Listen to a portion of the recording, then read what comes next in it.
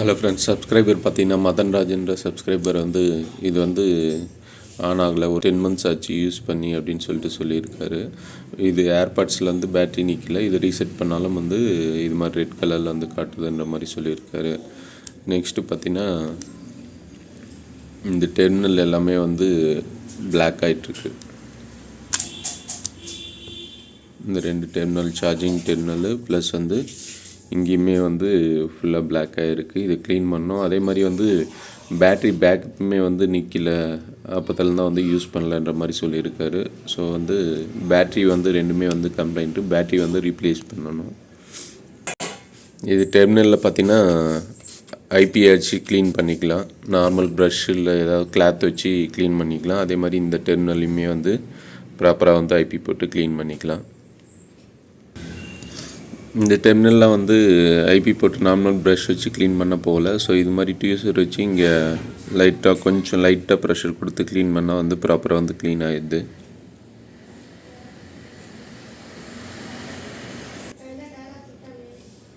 Next பார்த்தோன்னா நம்ம இந்த ஸ்பீக்கரை ரிமூவ் பண்ணணும். இங்கே சின்ன கேப் இருக்கும். ஸோ என்ன பண்ணோன்னா நம்ம லைட்டாக ஐபி ஸ்ப்ரே பண்ணிக்கணும். இதில் ஐபி ஸ்ப்ரே பண்ணிட்டு பிளேடு வச்சு பொறுமையாக இந்த கேப்பில் ஓப்பன் பண்ணணும்.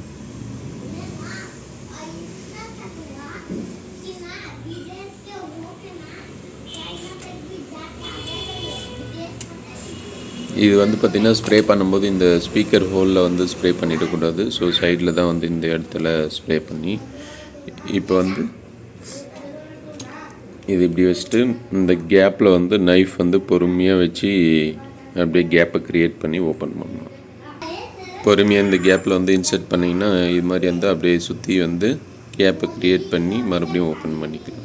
ஓகே, பார்த்திங்கன்னா கேப் ஃபுல்லாக க்ரியேட் ஆகிடுச்சு. இது ஓப்பன் பண்ணும்போது கொஞ்சம் கேர்ஃபுல்லாக ஓப்பன் பண்ணணும். ஏன்னா இங்கே ஃப்ளெக்ஸி கேபிள் இருக்கும், எஃபிசி கேபிள்.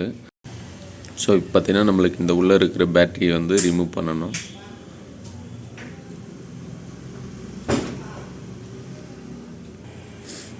பார்த்திங்கன்னா இதில் இங்கேயும் சுற்றி க்ளூ இருக்கும். இதையும் ஐபி அப்ளை பண்ணி ஓப்பன் பண்ணி பார்த்திங்கன்னா இதில் ஐபி அப்ளை பண்ணிக்கலாம்.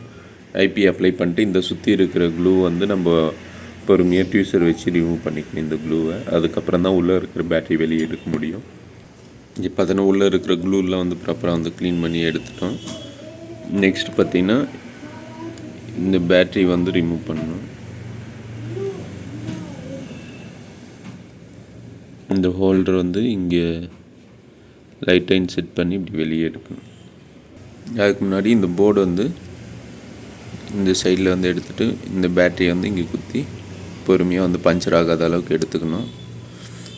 எடுத்துகிட்டு இது உள்ளேயும் பார்த்தீங்கன்னா இந்த ஹோல்டர் ஒன்று இருக்கும். இந்த ஹோல்டரையும் வெளியே ரிமூவ் பண்ணி ஓகே, இப்போ பார்த்திங்கன்னா இந்த ஹோல்டரையும் எடுத்தாச்சு.